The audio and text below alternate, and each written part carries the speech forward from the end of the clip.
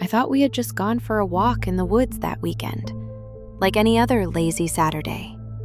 But when we came back, things around me didn't feel right, as if I had stepped out of one world and into another. My name is Christy, and the man I love is Daniel. I first met him at a tiny cafe near my office, the kind with mismatched chairs and chalkboard specials. I remember complaining the espresso was too bitter. I reached for sugar and knocked the pot over. A white shower of crystals spilled across the table. He opened his hand like he'd caught snow and grinned. "Looks like you brought enough sweetness for both of us." He could turn an awkward moment into something funny. He made me laugh without even trying. When he squinted at me over his cup, my whole routine shifted, like the world had chosen a new center, and I had landed on it. We got close fast. He noticed things I never told anyone. The smell of my old apartment, the way my skin dulled after long nights, the shame I carried over small failures. He loved even the habits I hated about myself. When I quit my job, terrified but, "You deserve more than this." His certainty steadied me. He felt like someone who could carry the parts of life I couldn't. He proposed in an old single-screen theater. The projector hummed, dust drifting in the light. He knelt as the credits rolled. A few strangers clapped like it was the most natural thing in the world. I cried. I nodded. And the brightness of that moment burned into me. Even now, I can close my eyes and see it again. We lived quietly. The woods became our place, our private world. Every weekend, out there, it felt like time slowed just for us. Sometimes I thought even the trees remembered us. "Let's try the northern loop this time," he said, as if the trails were experiments only we shared. Saturday dawned clear and cold. I packed water. He folded an old paper map into his pocket like it was a talisman. He always knew where to find things that weren't on maps. An unmarked spring, a bench with a view. Once we found a trickling well. The water tasted faintly metallic, as if the earth itself had a memory. "It's groundwater," he told me. I shrugged and drank.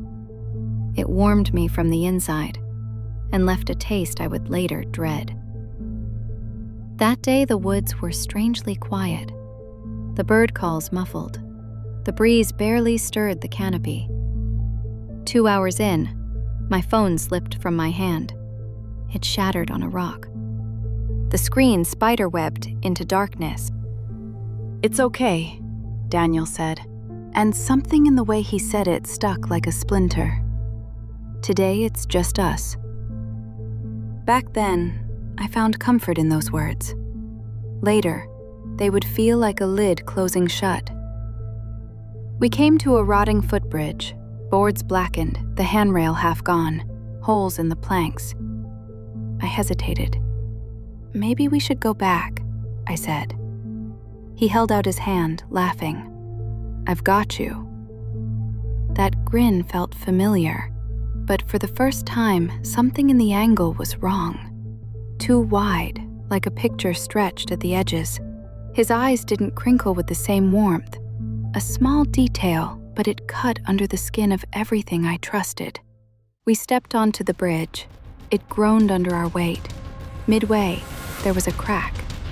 The planks gave way beneath me. I grabbed the rail and it crumbled like rotten bread. I plunged down. My ribs slammed against a rock edge. White pain shot through my side. Skin tore open along my arm as I scraped against the wood. By the time I hit the lower ledge, blood was already running hot down my sleeve. I looked up.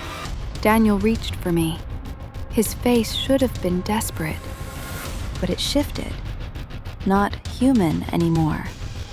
His mouth stretched, tearing toward his ears. My stomach lurched.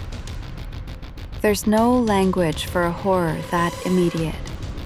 Just the smell of wet wood, the metallic sourness in the air, the shock of my heart believing one thing and my eyes showing me another. His shadow leaned over the rail. He whispered my name. It was his voice, but layered, like two recordings playing at once.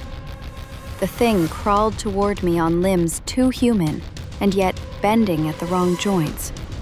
A horn-like growth swelled from its head, slick as wet leather. It repeated words I'd heard 1,000 times. "It's okay. Trust me." The mimicry was worse than the pain. It knew the exact shape of my soft spot. I swung a jagged piece of broken metal. I struck blindly. The scream it made was solid, almost physical. It staggered back, and its face twisted into his again. Tears, real as rain, streamed down.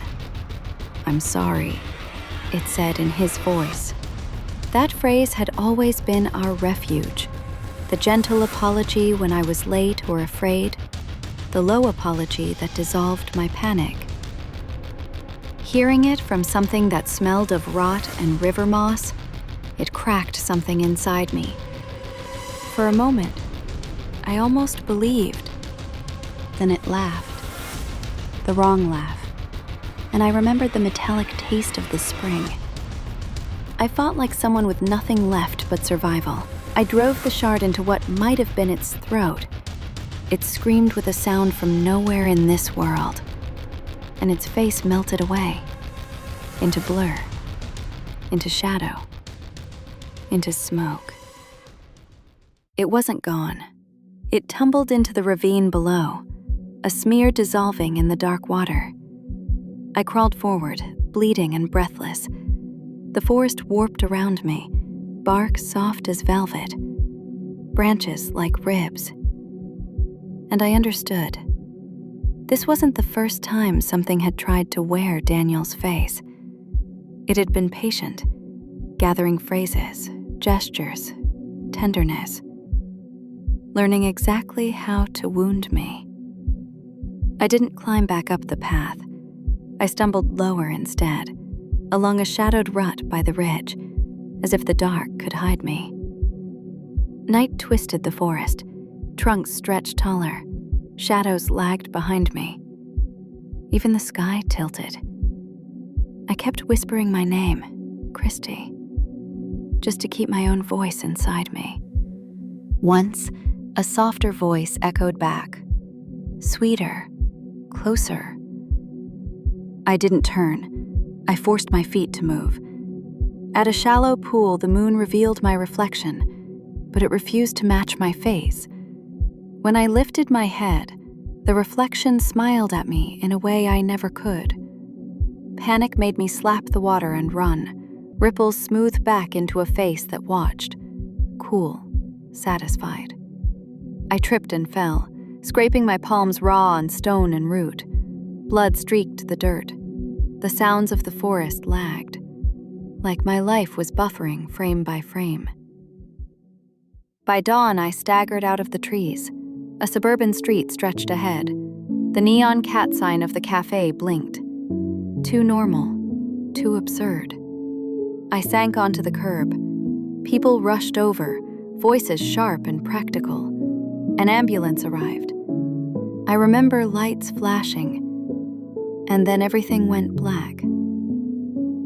When I opened my eyes, I was in a hospital bed. White lights glared overhead. The sharp smell of antiseptic stung my nose. A police officer stood by the door, speaking in low tones with the doctor. When they noticed I was awake, the officer stepped closer. "You've been missing for almost 8 years, he said. My laugh came out thin, brittle. "No, I was in the woods yesterday. Daniel was with me." The officer's eyes narrowed. "Daniel?" he repeated quietly. He left without another word. Time blurred. Then the door opened again. The officer held a folder in his hand. His face was set, professional but tense. "We checked," he said at last. "There is no record of a Daniel. No family, no photos, no engagement.